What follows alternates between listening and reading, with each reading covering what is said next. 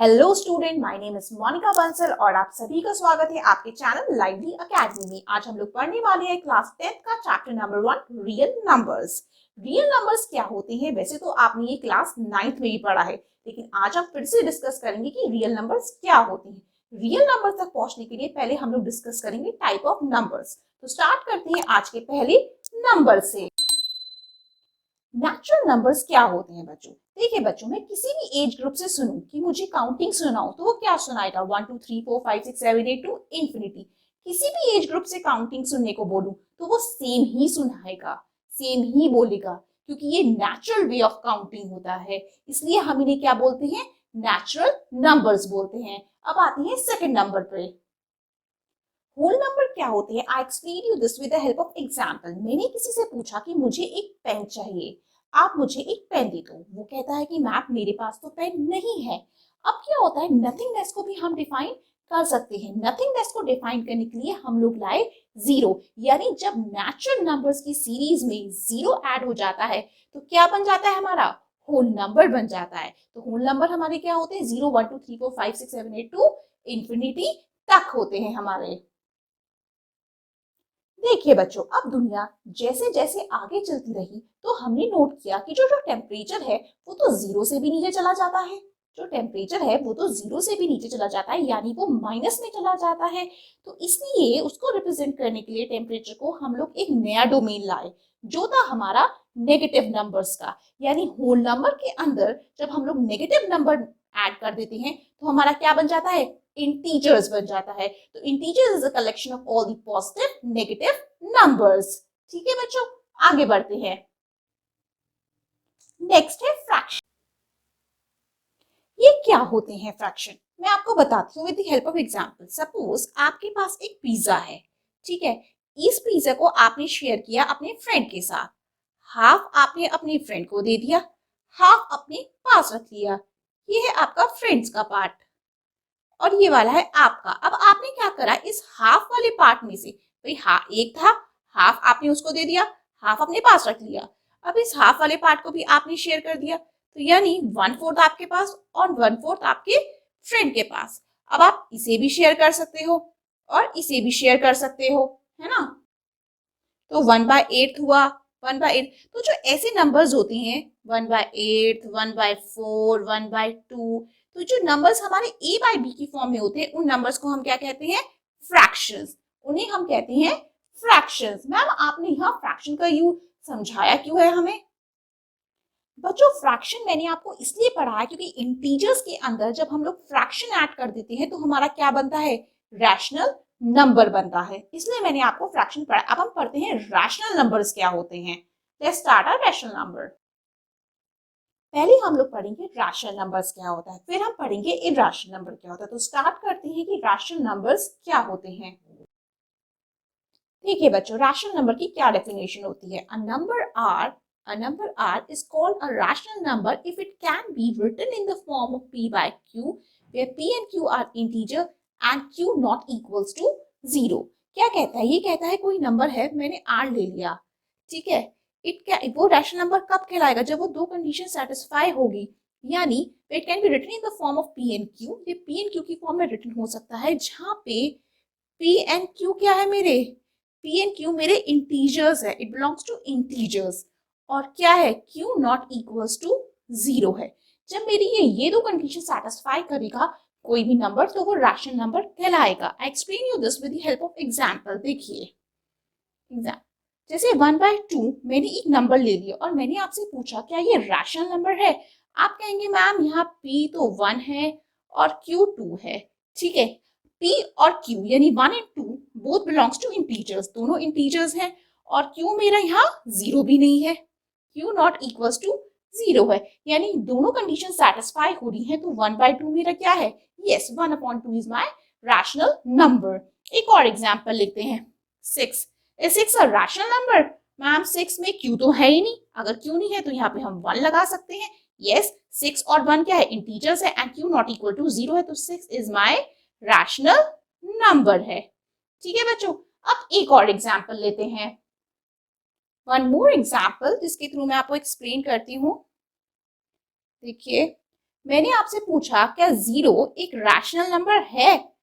आप बोलेंगे यस, 0 एक रैशनल नंबर है। क्यों? क्योंकि 0 को हम 0/n भी लिख सकते हैं। n मीन्स कोई भी नेचुरल नंबर 1 2 3 4 से लेकर इंफिनिटी तक। ठीक है, तो ये क्या हुआ p, तो इसलिए हम इसे इस फ्रैक्शन की फॉर्म में लिख सकते हैं। एनीथिंग, हमें बोला था क्यों 0 नहीं होना चाहिए, p तो 0 हो सकता है ना, तो यस 0 मेरा रैशनल नंबर होगा। एंड में आंसर 0 ही आएगा, 0 divide by any number equal to 0, लेकिन 0 मेरा मेरा रैशनल नंबर हो सकता है। देखिए बच्चों, हम ऐसे नहीं लिख सकते, लेकिन हम ये जरूर लिख सकते हैं।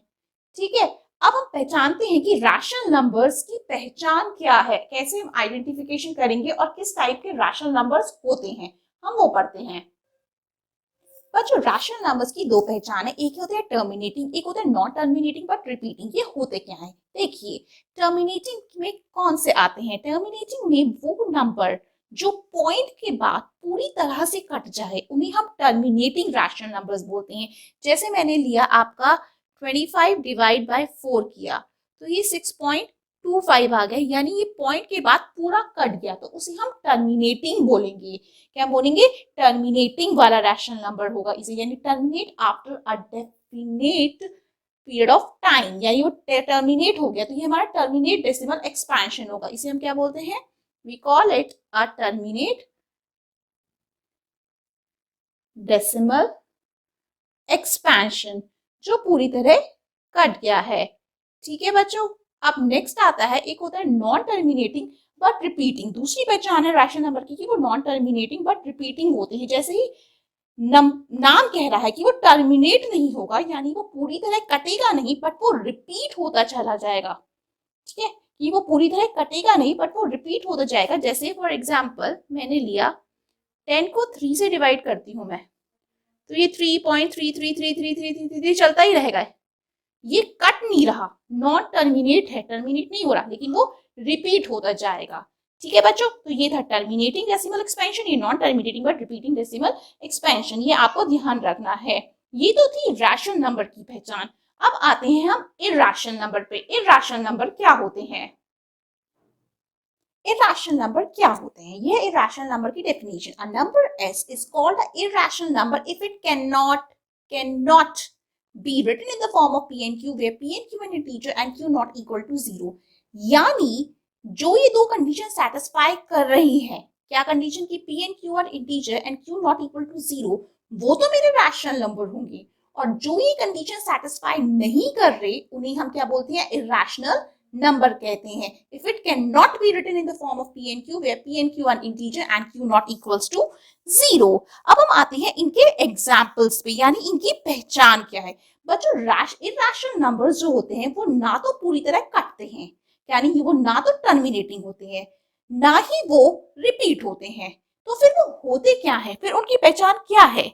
उनकी पहचान यह है कि वो कुछ ना कुछ पॉइंट के बाद आता रहता है, कुछ ना कुछ वहां पॉइंट के बाद आता है। जैसे 3.872468 ये ना तो ये कट रहे हैं पूरी तरह और ना ही ये रिपीट हो रहे हैं, तो ये मेरे इरेशनल नंबर्स होते हैं। जैसे पाई, पाई मेरा इरेशनल नंबर होता है, जैसे 3.14 वैल्यू आती ही रहती है।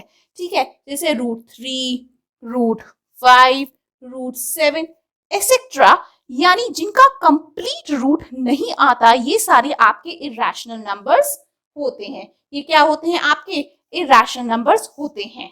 ठीक है बच्चों, अब आते हैं रियल नंबर्स क्या होते हैं। ठीक है, रियल नंबर कौन से होते हैं? बच्चों, अगर हम रैशनल नंबर्स को और इरेशनल नंबर्स को मिला दे, तो ये दोनों मिलाकर मेरे क्या बनते हैं? ये दोनों मिलाकर मेरे रियल नंबर्स बनते हैं। सब रियल नंबर होते हैं। रैशनल नंबर्स में हमने जैसे नेचुरल नंबर्स पढ़ा, होल नंबर्स पढ़ा, इंटीजर्स पढ़ा, फ्रैक्शन पढ़ा, ये सभी मेरे क्या है? रैशनल नंबर्स हैं। इरेशनल नंबर जैसे पाई हो गया मेरा, √3, √5, √7, तो ये सब मेरे क्या होते हैं? ये सब मेरे इरेशनल नंबर होते हैं। और रैशनल और इरेशनल को मिला के क्या होता है? रियल नंबर होता है, जो हमारे आज के चैप्टर का नाम है। इस पूरे का आप लोग स्क्रीनशॉट ले लीजिए ताकि आपको इसे अच्छी तरह समझ में आ जाए। इस चार्ट को माइंड में रखिए कि रैशनल और इरेशनल क्या होते हैं और इन दोनों को मिलकर रियल नंबर बनता है। ठीक है बच्चों, अब हम आगे पढ़ते हैं। एक दो टर्म्स और हैं, उन्हें भी समझ लेते हैं। ये कुछ टर्म्स हैं, इन्हें भी हम समझ लेते हैं। वैसे छोटी क्लासेस में पढ़े तो एक बार और रिवाइज कर लेते हैं बच्चों। इवन नंबर क्या होता है? ये वो नंबर्स होते हैं जो डिविजिबल हो सकते हैं हमारे टू से। Those number which are divisible by two, उन्हें हम कहते हैं इवन नंबर। जैसे 2, 4, 6, 8, 10, 11 and so on. Odd number क्या होते हैं? ऑड नंबर वो नंबर होते हैं which are not divisible by two, which are not divisible by two. जैसे एग्जाम्पल, जैसे 1, 3, 5, 7, 9, 11 and so on. Prime numbers क्या होते हैं बच्चों? प्राइम नंबर वो होते हैं जो डिवाइड बाय 1 एंड इटसेल्फ, जो 1 से डिवाइड होते हैं या अपने आप से डिवाइड हो सकते हैं, उन्हें हम कहते हैं prime numbers. Those numbers which are divided by 1 and itself. Example, जैसे 2 है, 3 है, 5 है, 7 है, 11 है, 13 है, ये या तो 1 से डिवाइड होंगे या अपनी आप से डिवाइड होंगे। ठीक है। कंपोजिट नंबर्स क्या होते हैं? कंपोजिट नंबर्स वो होते हैं जो 1 से भी डिवाइड हो सकते हैं, इटसेल्फ से भी हो सकते हैं और अदर नंबर से भी हो सकते हैं। किस किस से? 1 से भी, इटसेल्फ से भी और अदर नंबर से भी। फॉर एग्जाम्पल के तौर पे जैसे 4 है, 6 है, 8 है, 9 है, 10 है। जैसे मैंने उठा लिया 4। अब 4 किससे डिवाइड हो सकता है? 4 1 से भी हो सकता है, 4 4 से भी डिवाइड हो सकता है, 4 2 से भी हो सकता है। यानी वो डिवाइड बाय 1 भी हो रहा है, इटसेल्फ भी हो रहा है और अदर नंबर भी हो रहा है। तो ऐसे नंबर्स को हम लोग कहते हैं कॉम्पोजिट नंबर्स। अच्छा, पहला फर्स्ट प्राइम नंबर कौन सा होता है बच्चों? पहला प्राइम नंबर है मेरा 2। पहला नंबर प्राइम कौन सा है? 2 है, जो अपने आप से और 1 से डिवाइड हो सकता है। और फर्स्ट कॉम्पोजिट नंबर कौन सा है? फर्स्ट कॉम्पोजिट नंबर होता है मेरा 4। 4 जो है वो 1 से भी डिवाइड हो सकता है, अपने आप से भी डिवाइड हो सकता है और अदर नंबर यानी 2 से भी डिवाइड हो सकता है। आई बात समझ में बच्चों? तो बच्चों ये था हमारा नंबर सिस्टम का इंट्रोडक्शन। अब हम आगे की बात सीखते हैं। इसका स्क्रीनशॉट लेना है तो आप लोग स्क्रीनशॉट ले सकते हैं। क्लास 10th रियल नंबर का बच्चों ये हमारा पहला टॉपिक है, यूक्लिड डिवीजन एल्गोरिथम। ये क्या होता है? ये बेस है हमारे पूरे चैप्टर की। आइए समझते हैं। हम लोग इधर से स्टार्ट करते हैं। पहले हम बात करते हैं कि एल्गोरिथम क्या होता है। What do you mean by algorithm? बच्चों एल्गोरिथम क्या होता है? सपोज कोई प्रॉब्लम है, उस प्रॉब्लम को सॉल्व करने के लिए हमें वेल डिफाइंड स्टेप दिए हुए होते हैं। क्या होते हैं? हमें वेल डिफाइंड स्टेप दिए होते हैं, जिन स्टेप्स को हम फॉलो कर कर अपनी प्रॉब्लम को सॉल्व कर सकते हैं। जैसे फॉर एग्जाम्पल हमें चाय बनानी है, तो चाय बनाने के कुछ स्टेप्स होते हैं। जैसे आपको चाय बनानी है, टी बनानी है, उसकी कुछ स्टेप्स होते हैं वेल डिफाइंड। जैसे पहले हमने फर्स्ट बॉयल सम वाटर, हमने पानी उबाला, जब पानी में बॉयल आ गया तो उसमें टी लीव्स और शुगर डाल दी, फिर उसे उबाला 1-2 मिनट के लिए, फिर हमने उसमें क्या करा, पानी को उबाल आ गया, फिर हमने उसमें दूध डाला और 1-2 मिनट और पकाया, फिर हमारी टी तैयार हो गई। यानी ये करो वो करो करके हमारी प्रॉब्लम सॉल्व हो गई, यानी हमारी टी रेडी हो गई। तो this process is called algorithm. तो एल्गोरिथम को अगर हम डेफिनेशन में फॉर्म में लिखेंगे तो क्या कहेंगे? क्या होता है एल्गोरिथम? एल्गोरिथम एक प्रोसीजर होता है। Algorithm is a procedure for or formula for solving a problem based on conducting a sequence of specified action। ठीक है बच्चों, ये मतलब स्टेप्स फॉलो कर कर अपनी प्रॉब्लम को सॉल्व आउट करना, solving a problem by following a sequence of specified action. अब हम लोग आगे बढ़ते हैं। ये था एल्गोरिथम का मीनिंग। बात आती है डिवीजन क्या होता है। डिवीजन मीन्स होता है डिवाइड करना, मतलब डिवाइड करने की एल्गोरिथम है, यानी डिवाइड करने के कुछ पहले से बताए हुए स्टेप जिनको फॉलो कर कर हम डिवाइड करते हैं। ठीक है। अब आते हैं एल्गोरिथम का मीनिंग हो गया, डिवीजन का मीनिंग हो गया। इल्यूसिट क्या है? इल्यूसिट क्या है? इल्यूसिट उनका नाम है जिन्होंने ये मेथड दिया है। क्या है इल्यूसिट? इल्यूसिट उनका नाम है जिन्होंने ये मेथड दिया है। Who was इल्यूसिड? यूक्लिड कौन है? Euclid was a Greek mathematician often referred to as a founder of geometry or the father of geometry। यानी यूक्लिड डिवीजन एल्गोरिथम क्या होता है? यूक्लिड डिवीजन एल्गोरिथम होता है यूक्लिड के द्वारा दिया गया डिवीजन का मेथड। इस पूरे को पढ़े तो हम कैसे पढ़ेंगे? यूक्लिड के द्वारा दिया गया डिवीजन का मेथड। यूक्लिड ने हमें एचसीएफ निकालने का एल्गोरिथम दिया था। क्या दिया था? एचसीएफ निकालने का एल्गोरिथम मींस डिवीजन करने के तरीके को फॉलो कर हम लोग एचसीएफ निकाल सकते हैं। डिवीजन करने के तरीके को फॉलो कर हम एचसीएफ निकाल सकते हैं। तो ये था यूक्लिड डिवीजन एल्गोरिथम का मतलब। इसमें क्या होता है अभी हम आगे पढ़ेंगे, उससे पहले एक टर्म है जो हमें सीखनी है। लेमा क्या होता है? एक टर्म है जो हमें समझनी पड़ेगी, ये आगे यूज होगी। लेमा का मतलब क्या होता है? लेमा होती है एक प्रूफ स्टेटमेंट। ये कह दो एक प्रूवन स्टेटमेंट। क्या होती है लेमा? लेमा होती है एक प्रूवन स्टेटमेंट, पहले से प्रूफ हुई भी कोई भी स्टेटमेंट जिसकी हेल्प से हम साबित कर सकते हैं कोई और स्टेटमेंट। प्रूफ हुई थी कोई स्टेटमेंट जिससे हम कोई दूसरी स्टेटमेंट उसे साबित करते हैं। जैसे एक एग्जाम्पल के तौर पे लेते हैं हम लोग कि क्या एग्जाम्पल लेते हैं? हम लेते हैं sun rises in the east. ये सबको पता है ये वाली statement. Sun rises in the east मतलब सूरज पूरब से निकलता है, ये एक स्टेटमेंट है। और हमें पता है ऐसा होता भी है, सूरज पूरब से निकलता है, ऐसा होता भी है, हमें पता है सूरज पूरब से निकल रहा है। दुनिया गोल है, दुनिया गोल है। तो हमें देखा कि सूरज डूबेगा कहाँ? सूरज कहाँ डूबेगा? पश्चिम में डूबेगा। सूरज पश्चिम में डूबे। तो इस स्टेटमेंट से हमने एक और स्टेटमेंट ड्राइव करी कि सूरज राइजेस इन द ईस्ट होता है तो दुनिया गोल है, तो सूरज कहाँ डूबेगा? पश्चिम में डूबेगा। यानी जो स्टेटमेंट हमें दी गई है sun rises in the east, उससे हमने एक दूसरी स्टेटमेंट बना ली the sun sets in the west. क्या स्टेटमेंट बनाई हमने? हमने एक स्टेटमेंट बनाई the sun sets in the west. The sun sets in the west। जब आपको पहले से एक साबित हुई स्टेटमेंट दी गई हो, उससे आप एक दूसरी स्टेटमेंट साबित कर दे तो उस कंडीशन को लेमा कहते हैं। क्या कहते हैं? लेमा कहते हैं। आगे बढ़ते हैं। देखिए बच्चों, हमें एक नंबर दिया हुआ है 7। इस नंबर को हमें डिवाइड करना है 2 से। तो हम कैसे करते हैं? 2 3 जा 6 और यहाँ 1 बचा। ठीक है, सबको पता है ये जो 3 है ये हमारा क्या है? क्वोशिएंट है। ये 1 क्या है? हमारा रिमाइंडर है। हमने ये छोटी क्लास में पढ़ा हुआ है सब। ये 1 क्या है? हमारा रिमाइंडर है। और जो नंबर डिवाइड करता है उसे हम क्या कहते हैं? डिवाइजर कहते हैं। और जो नंबर डिवाइड होता है उसे हम क्या कहते हैं? डिविडेंड कहते हैं। ये सबको पता है, जो डिवाइड होता है उसे डिविडेंड कहते हैं, जो डिवाइड करता है उसे डिवाइजर कहते हैं, इसे क्वेश्चन कहते हैं और इसे रिमाइंडर कहते हैं। ठीक है, ये सबको पता है। अब रिमाइंडर के बारे में कुछ बातें हैं जो आपको ध्यान रखनी है, जो आगे काम आएंगी। पहली बात, क्या क्या बातें हैं? जो रिमाइंडर होगा वो ऑलवेज स्मॉलर देन डिवाइजर, वो डिवाइजर से छोटा होगा। यानी इस केस में डिवाइजर 2 है तो रिमाइंडर मेरा डिवाइजर से हमेशा छोटा ही आएगा, या तो 1 आएगा। ठीक है, और रिमाइंडर ग्रेटर देन और इक्वल टू 0, लेकिन 0 से बड़ा या इक्वल टू 0 तो आ सकता है। ठीक है, लेकिन डिवाइजर से छोटा आएगा। यानी जो मेरा रिमाइंडर है r, वो डिवाइजर से तो छोटा होगा लेकिन 0 से बड़ा या इक्वल होगा।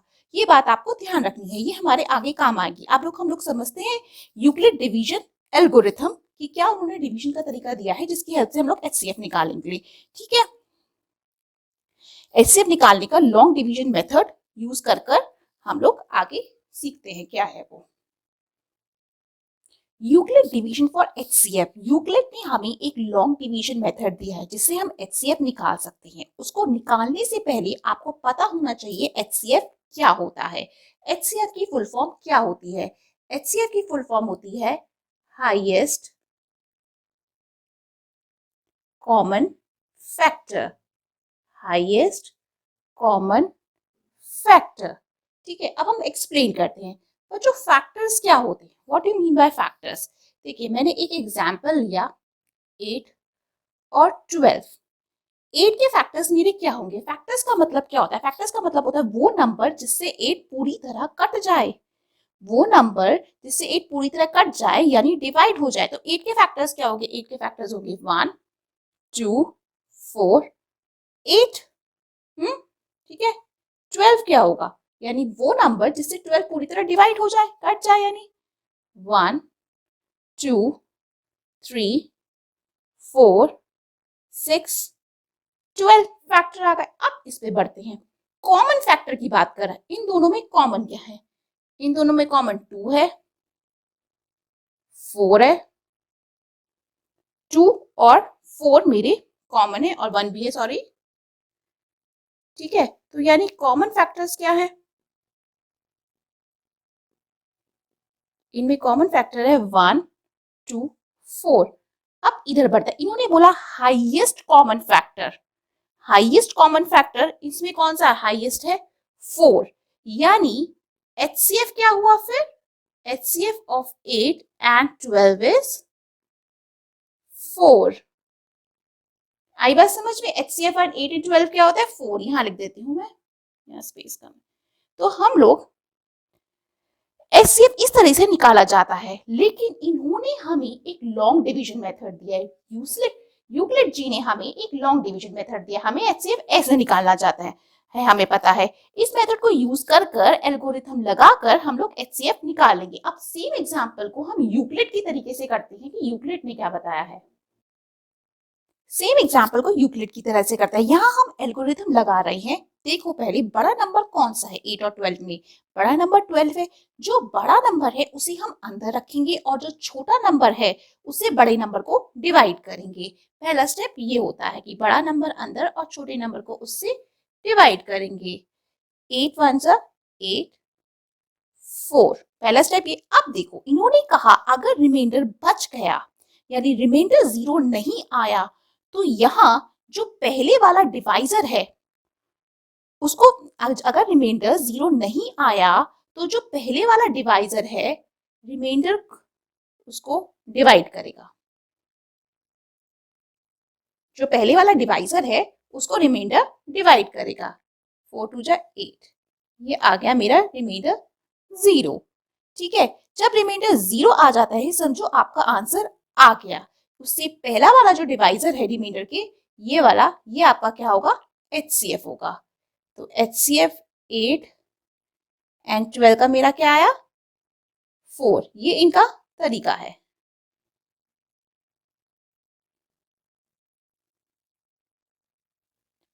रिमाइंडर से जस्ट पहले वाला डिवाइजर उसका HCF होगा। अब हम लोग एक एग्जांपल और लेते हैं। 10 एंड 25 इसका HCF निकालना है। अब देखो बड़ा नंबर क्या है? 25 है। इस बड़े नंबर को अंदर ले लो आप। जो छोटा नंबर है उससे हम डिवाइड करेंगे 25 को। 10 2 जा 20। ये बचा 5। अगर रिमाइंडर 0 आता तो यही मेरा आंसर रुक जाता और ये डिवाइजर HCF हो जाता। लेकिन नहीं आया तो इससे पहले वाला जो डिवाइजर है उसको डिवाइड करेंगे हम रिमाइंडर से। 5 2 जा 10। अब ये 0 आ गया, बस इससे जस्ट पहले वाला जो डिवाइजर है वो मेरा क्या होगा? HCF होगा। यानी 5 HCF है 10 एंड 25 का। ओके, तो ये था मेरा इल्यूसिड जी के द्वारा दिया गया long division method of finding HCF। अब हम लोग स्टार्ट करते हैं अपनी एक्सरसाइज 1.1 के पहले क्वेश्चन से। हाँ जी बच्चों, क्वेश्चन नंबर 1 एक्सरसाइज 1.1 का क्या कहता है? यूज इल्यूसिड division algorithm to find the HCF of this. यानी यूक्लिड डिवीजन एल्गोरिथम हमें यूज करके HCF निकालनी है, यानी कुछ स्टेप्स फॉलो कर हमें HCF निकालना है। हमारा पहला क्वेश्चन है का पहला पार्ट है 135 है 225 का LCM निकालना है। यहाँ हम लोग प्रेजेंट भी मैं आपको करके दिखाऊंगी ये कैसे आपको लिखना है, कैसे आपको करना है। कैसे करेंगे? हम लिखेंगे इसका सॉल्यूशन सिंस, जैसे मैंने बताया था वैसे ये बस लिखने का तरीका सीख लीजिए। पहले हमें देखना है बड़ा नंबर कौन सा है इसमें। 225 इज ग्रेटर देन 135। ठीक है, तो हम क्या करते हैं? हमने कहा कि इससे बड़ा है तो वी डिवाइड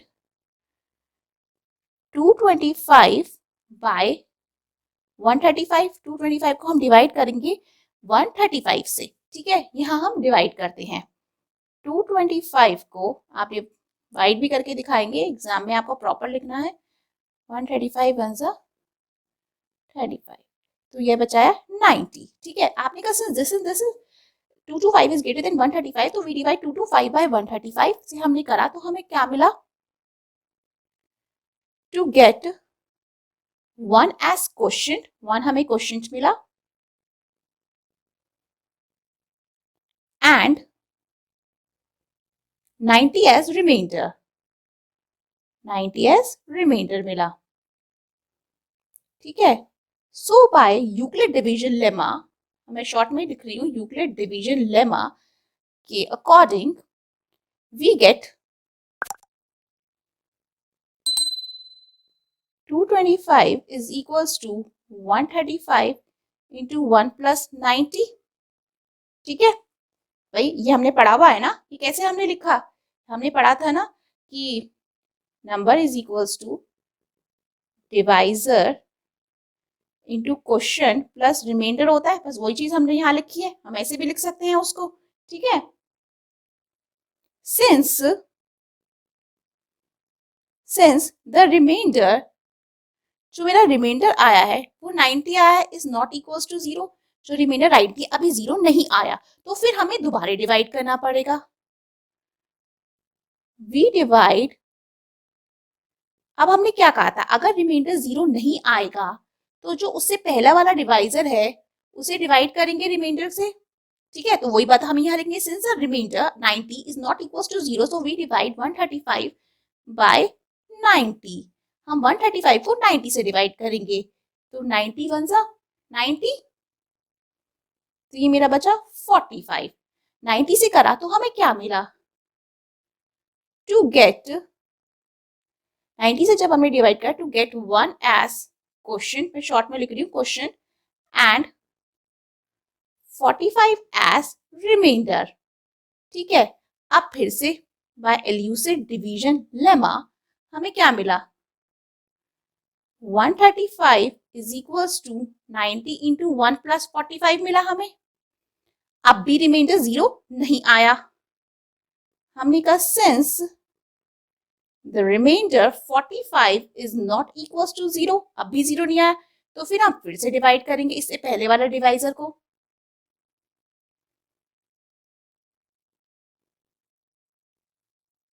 करा तो अब 0 आ गया, तो हम इसे रिप्रेजेंट करेंगे remainder is not equal to 0, so we divide 90 by 45। 90 को हमने 45 से डिवाइड कर दिया टू गेट अब 2 as quotient and 0 as remainder. बस 0 एज रिमाइंडर आ गया, बस आंसर मिल गया। So by Euclid division lemma we get 90 equals to, इसका कैसे किया, 45 इंटू 2 प्लस 0, तो यानी remainder in this stage is 0, so the divisor, इस स्टेज पे डिवाइजर क्या है, द डिवाइजर जहां रिमाइंडर 0 है उस स्टेज पे डिवाइजर क्या है, स्टेज इज 45, तो बस वही मेरा HCF होगा। वेट अ मिनट, मैं यहां लिख देती हूँ, स्पेस कम है। सो HCF ऑफ 135 एंड 225 इज 45। आई बात समझ में? कुछ नहीं है, बस थोड़ा सा थ्योरी पार्ट भी लिख देना, जो समझाया वो ये कि पहले हम देखेंगे बड़ा नंबर कौन सा है, जो बड़ा नंबर है वो अंदर आएगा और छोटे नंबर उसे डिवाइड करेगा। फिर हमने देखा जब हमने डिवाइड करा तो हमें 1 क्वेश्चन मिला, 90 रिमाइंडर मिला। अब रिमाइंडर अभी भी 0 नहीं है, यहाँ मैंने उसे एक्सपैंड कर दिया, since the remainder is not 0, फिर हम अगेन डिवाइड करेंगे, जो पहले वाला डिवाइजर है उसको डिवाइड करेंगे। फिर हमने किया, देखा फिर रिमाइंडर 0 नहीं आया, तो उससे पहला वाला डिवाइजर है, फिर हम उसको यहाँ रख के करेंगे, फिर रिमाइंडर 0 आ गया, तो फिर रिमाइंडर 0 से जस्ट पहले वाला जो डिवाइजर है वो हमारा HCF होगा। अब हम नेक्स्ट करते हैं। हाँ जी बच्चों, क्वेश्चन नंबर 1 का सेकंड पार्ट करते हैं हम। इसमें HCF निकालना है, इन दोनों में से बड़ा नंबर कौन सा है, ये, तो इसे हम रखेंगे अंदर और इसे रखेंगे बाहर। हम इसे डिवाइड करना शुरू करते हैं। 196 वन जा 196, 382 में से 196 किया, बचा मेरा 186, 2 कैरी फॉरवर्ड कर दिया, ये 9 से करेंगे हम लोग, 1764, ये माइनस किया 98 आ गया, इसे नीचे करा 0, 196 5 जा 980, रिमाइंडर 0 आ गया तो यानी हम रुक जाएंगे। तो इससे पहला वाला डिवाइजर क्या है हमारा, जो हमारा ये होगा डिवाइजर, ये हमारा क्या होगा, HCF होगा। तो हम इसे लिखेंगे कैसे, ये तो सॉल्व करेंगे, हम करेंगे since 38220 is greater than 196, we divide 38220 by 196 to get 195 as quotient and 0 as remainder। ठीक है, अब रिमाइंडर क्या आ गया, 0 आ गया। सो the divisor 196 is HCF of 196 and 38220। ठीक है बच्चों, ऐसे हम इसे प्रेजेंट करेंगे। अब इसका थर्ड पार्ट आपका होमवर्क है, हम इसका सेकंड क्वेश्चन करते हैं। बच्चों ये क्वेश्चन समझना बहुत जरूरी है क्योंकि 90% बच्चों को ये क्वेश्चन समझ में ही नहीं आता। तो इस क्वेश्चन को ध्यान से देखिएगा। ये कहता है show that any positive integer is of the form of this or this and this where q is an integer. तो ये बात कर रहे हैं पॉजिटिव ऑड इंटीजर्स की। किसकी बात कर रहे हैं, पॉजिटिव ऑड इंटीजर्स की। पॉजिटिव ऑड इंटीजर्स की बात करूं तो +1 +2 +3 ये मेरे ऑड और इवन दोनों है। ये बात कर रहा है पॉजिटिव ऑड इंटीजर्स की, यानी ये बात कर रहा है 1 की, +3 +5 +7 एंड सो ऑन। ये किस फॉर्म में होनी चाहिए, ये is of the form 6q + 1 और 6q + 3 और 6q + 5 की फॉर्म में होनी चाहिए, जहां q सम इंटीजर है। ये हमें प्रूफ करना है। ठीक है, हमें प्रूफ करना है कि ये इस टाइप के जो पॉजिटिव ऑड इंटीजर्स हैं उन्हें हम ऐसे ऐसे भी लिख सकते हैं। और बढ़िया देखते हैं कैसे करते हैं। हम एक एग्जांपल लेते हैं। देखिए मैंने 7 को 2 से डिवाइड किया। जब मैं 7 को डिवाइड करती हूँ तो 2 3 जा 6, यहाँ 1 बचा। अब इसमें एक ट्विस्ट लेके आते हैं हम इस क्वेश्चन में। हम ये कहा हमें बताइए यहाँ क्वेश्चन मार्क की जगह क्या आएगा। आप हमें ये क्वेश्चन मार्क की जगह बताइए। आपसे हमसे कहा गया कि हम किसी नंबर को 2 से डिवाइड करने पर 3 क्वेश्चन आता है और 1 रिमाइंडर आया, तो वो नंबर बताइए कि क्या होगा। देखिए आपको अच्छी तरह पता है, आपने छोटी क्लासेस में भी सीखा होगा और मैंने यहाँ शुरू में भी बताया था कि dividend is equals to divisor into quotient plus remainder होता है ना। ये बताया था। डिवाइजर क्या है, 2 है, क्वोशिएंट क्या है, 3 है और रिमाइंडर क्या है, 1 है। तो क्या नंबर होगा, 7 होगा, है ना। इस चीज को, ये जो मेरी चीज है, ये 7 इज इक्वल्स टू 2 इंटू 3 + 1 आया, है ना।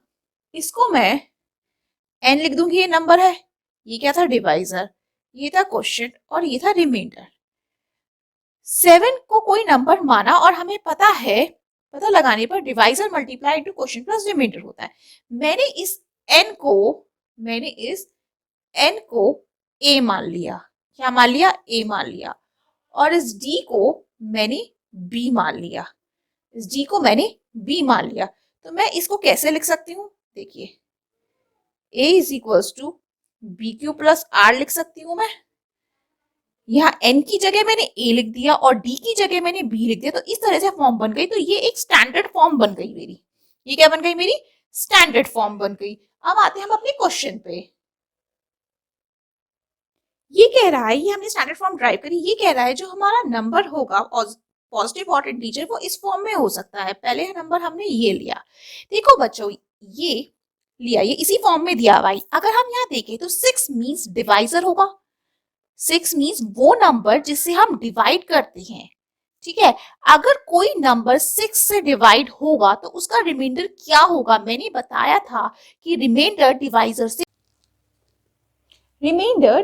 से छोटा होता है, तो R 0 होगा या 1 2 3 4 5 होगा। फ्रेंड्स, अगर कोई नंबर 6 से डिवाइड हो रहा है तो मैंने बोला था रिमाइंडर 0 होगा या डिवाइजर से छोटा होगा, यानी 0 1 2 3 4 5 6 होगा, ठीक है। तो उस नंबर को हम कितने तरीके से लिख सकते हैं, उस नंबर को हम लोग लिख सकते हैं n is to 6 cube plus 0, या और n is equals to 6 cube plus 1, n is equals to 6 cube plus 2, n is equals to 6 cube plus 3, n is equals to 6 cube plus 4, n is equals to 6 cube plus 5। इतने तरीके से हम उस number को लिख सकते हैं, ठीक है बच्चों। अब n is equals to 6 q plus 0 ले लेते हैं हम। n is equals to 6 q plus 0, भाई 0 n इज इक्वल्स टू 6, इसको हम लोग ऐसे भी लिख सकते हैं, ऐसे लिख सकते हैं इस नंबर को। देखो 6 क्यू को ऐसे भी लिखा जा सकता है, बात तो सेम है। यहाँ समझने वाली बात क्या है, यहाँ समझने वाली बात ये है कि अगर ये 2 का मल्टीपल है, ये 2 इंटू दिस हो रहा है, यानी इसका मतलब ये 2 का मल्टीपल आ गया है, ये जो है 2 से मल्टीप्लाई कर रहा है। जो चीज 2 से मल्टीप्लाई कर होगी वो चीज 2 से डिवाइड भी तो हो सकती है, क्या होगी, जो चीज 2 से मल्टीप्लाई हो रही है वो चीज 2 से डिवाइड भी तो होगी, और जो चीज 2 से डिवाइड हो जाती है उसका मतलब क्या है, वो इवन बन गया, वो इवन बन गया, यानी ये जो है हमारा क्या होगा, ये हमारा इवन नंबर होगा, ये हमारा इवन नंबर होगा। अब हम बात आते हैं इस पे, इसको लेते हैं, अभी हमने इसको नहीं लिया, अभी हम इस पे आते हैं। अभी 6 क्यू प्लस 2 है, मैं यहाँ से 2 कॉमन ले लूं तो ये 3 क्यू प्लस 1 हो गया। सेम चीज, जो चीज 2 से मल्टीप्लाई हो रही है वो 2 से डिवाइड भी तो हो सकती है, तो ये भी मेरा क्या हो गया, इवन नंबर हो गया। इस पे आ जाओ, इसमें भी 2 कॉमन हो सकता है, तो ये 3 क्यू प्लस 2, तो ये भी इवन हो गया। इसका मतलब ये वाला और ये वाला नंबर तो इवन नंबर है, ये सभी क्या है, तीनों इवन नंबर है। अब हम बात करेंगे ऑड नंबर क्या है, तो फिर जो बाकी बचे हुए क्या हुए, ये वाले, ये मेरे क्या हुए, ये मेरे ऑड नंबर हुए, क्योंकि इसमें तो मैं n कॉमन नहीं ले सकती, यानी 6 क्यू प्लस 1, 6 क्यू प्लस 3 और 6 क्यू प्लस 5 क्या हुए, मेरे ऑड नंबर ही, और यही तो मुझे प्रूव करना था, तो हेंस प्रूव्ड हो गया। अब इसे लिखेंगे कैसे, मैं आपको लिखना दिखाती हूँ, इसे कैसे रिप्रेजेंट करेंगे। देखिए बच्चों, इस क्वेश्चन की प्रेजेंटेशन ऐसे होगी, जो मैंने आपको बताया था वो समझाने के लिए बताया था। एग्जाम में आप ऐसे लिखेंगे, by Euclid division lemma a is equals to bq plus r, standard form कैसे ड्राइव हुई थी मैंने आपको बताई थी। तो इसमें r क्या होता है, r डिवाइजर से तो छोटा होता है, b हमारा डिवाइजर होता है, लेकिन 0 से इक्वल होता है, यहाँ पे 0 से इक्वल होता है, 0 से बड़ा होता है। यहाँ b हमारा 6 है, तो हमारी स्टैंडर्ड फॉर्म बन गई a is equals to 6 q plus r, जो रिमाइंडर होगा वो 6 से छोटा होगा और 0 के इक्वल होगा या 0 होगा।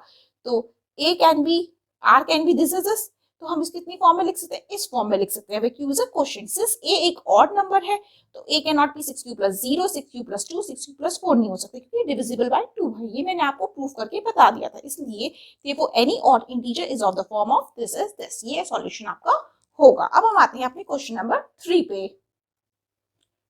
क्वेश्चन नंबर 3 क्या कहता है, क्वेश्चन नंबर 3 कहता है an army contingent of 616 members is to march behind an army band of 32 members in a parade. एक परेड में एक आर्मी कंटिजेंट है 616 मेंबर्स का, वो मार्च करेगा आर्मी बैंड के पीछे जो 32 मेंबर का है। The two groups are to march in the same number of column, what is the maximum number of column in which they can be march. Maximum number means HCF कह रहे हैं, highest common factor. तो देखते हैं हम इसका solution कैसे करते हैं।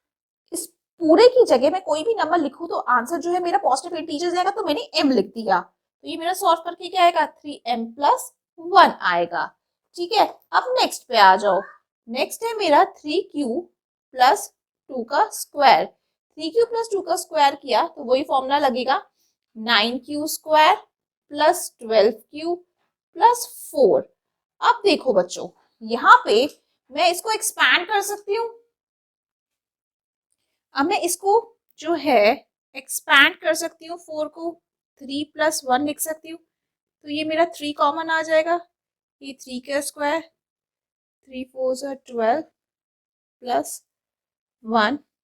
+1 अब यहाँ पे मैं कोई इंटीजर रखूं तो आंसर पॉजिटिव ही आएगा, तो मैं m लिख दूंगी क्योंकि इन्होंने बोला है कि m फॉर सम इंटीजर, तो ये 3m+1 आएगा। ठीक है, या हमने क्या पाया कि जो भी हमारे पास नंबर है या तो वो 3m की फॉर्म में आएगा या वो 3m+1 की फॉर्म में आएगा, तो यही तो हमें प्रूव करना था, बस हमने कर दिया प्रूव। अब इसका सॉल्यूशन देखते हैं। ये तो मैंने आपको समझाने के लिए करा था, लेकिन इसका फेयर सॉल्यूशन क्या है वो करके दिखाती हूँ मैं आपको। हाँ जी बच्चों, तो ये है मेरा क्वेश्चन नंबर 4 का सॉल्यूशन। हम इसे रिप्रेजेंट इस तरीके से करेंगे एग्जाम में, बाय यूक्लिड डिवीजन लेमा। ये स्टैंडर्ड फॉर्म होती है, आर ये होना चाहिए, बी यहाँ 3 है तो यही ये होगा, फिर ये केस बनते हैं। तो एक एक केस को हमने सॉल्व करा कि इसकी जगह हम लोगों ने क्या लिख दिया, एम लिख दिया। फिर यहाँ हमने सॉल्व किया, इसका स्क्वायर करा, फिर इसकी जगह हमने क्या लिख दिया, एम लिख दिया। फिर यहाँ हमने सॉल्व करा, ये इसकी स्क्वायर करा, इसको एक्सपैंड करा, और इस पूरे की जगह हमने क्या लिख दिया, एम लिख दिया। फिर हम लिखा from case 1 to 3 square of any positive integer is of the form 3m और 3m+1। अब हम लोग पढ़ते हैं क्वेश्चन नंबर 5 की ओर, जो हमारा लास्ट क्वेश्चन है। तो जो क्वेश्चन नंबर 5 जो है ये सेम एज क्वेश्चन नंबर 4 है, बस यहाँ स्क्वायर की जगह क्यूब करना है। अगर हमने b को 9 ले लिया, जैसे क्वेश्चन नंबर 4 में हमने b को 3 लिया था, तो उसमें हमारे इंटीजर्स बने थे 3q, 3q+0, 3q+1, 3q+2।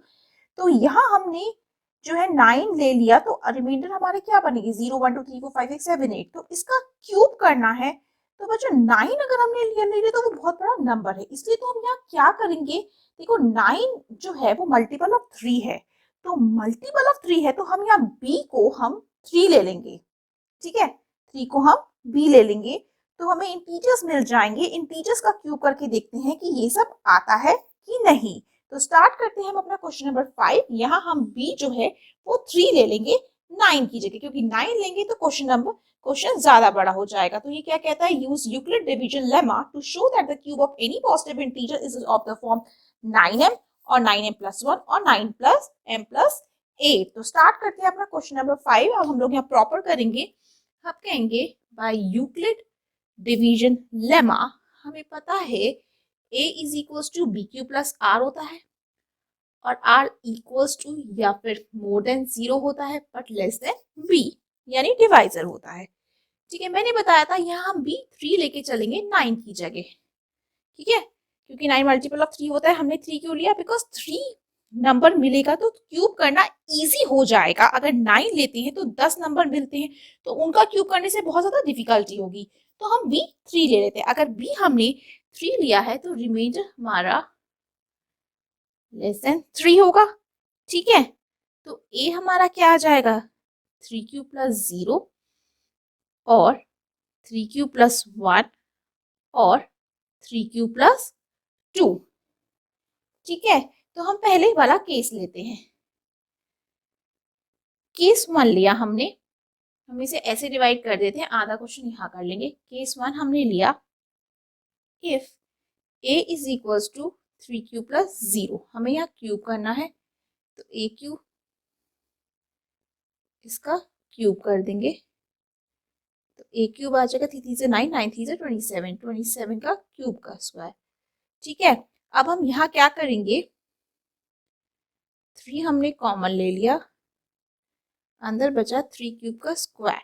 तो इसको हम क्या लिख सकते हैं, यहाँ पे वही जो सेम क्वेश्चन नंबर 4 में क्या था कि m for any positive integers मान लेंगे हम यहाँ पे, तो इसको हम लिख लेंगे, सॉरी यहाँ हम 9 लेंगे क्योंकि 9 बोला है ना उसने, 9 से 27, 9 है, जैसे हमने वहां किया था। तो m is equal to 3 cube where m is some integer. ठीक है, अब आ जाओ केस नंबर 2 पे। केस 2 है मेरा, if a is equals to 3q plus 1। अब 3q प्लस 1 का क्यूब करेंगे, और आपको पता है कि क्यूब का फॉर्मूला क्या होता है, मैं एक बार यहाँ लिख भी देती हूँ। a cube plus 3a square b plus 3ab का स्क्वायर प्लस b क्यूब। हम यहाँ पे यही करेंगे। 3 3 9, 9 3 27, 27 cube a square plus a cube plus b भी लिख दो, प्लस 3 3 9, 3 3 9, 9 18, 27 का square plus 27 Q square plus 9 Q square plus 1। अब 9 कॉमन लिया तो ये 3q plus 3q square plus q square plus 1 आ जाएगा। इस पूरे को हम m ले लेते हैं। हम यहाँ लिख देंगे m is equals to 3q plus 3q square plus q square, where m is some integer। ठीक है, अब आ जाओ थर्ड केस पे। थर्ड केस है मेरा, if a equals to 3q plus 2, a cube is equals to 3q plus 2 का cube, तो a क्यूब क्या हो जाएगा 27 cube plus 54 q square plus 36 cube plus 8। ठीक है, a cube is equals to 9 common ले लिया तो 3q स्क्वायर प्लस 6q का स्क्वायर प्लस 4q प्लस 8। इस पूरे को हम m ले लेंगे। हम ब्रैकेट में लिखेंगे m is equals to 3q square plus 6q square plus 4q, where m is some